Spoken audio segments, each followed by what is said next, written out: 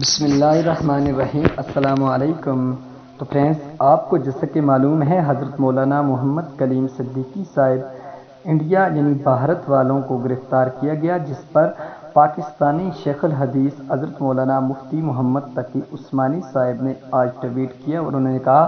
کہ بھارت میں حضرت مولانا محمد کلیم صدیقی صاحب جیسی خالص غیر سیاسی اور دعوتی شخصیت کی گرفتاری موجودہ بھارتی حکومت کی کھلم بکھلا مسلمان دشمنی کا نہایت کھلونا مظاہرہ ہے۔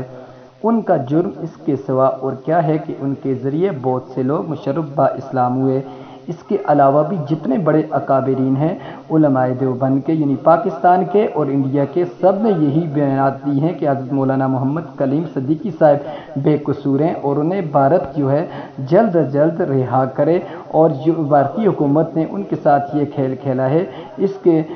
جو اس کو فوری طور پر اس کھیل سے انہیں رہا کیا جائے۔ یعنی حضرت مولانا کلیم صدیقی صاحب ایک بہت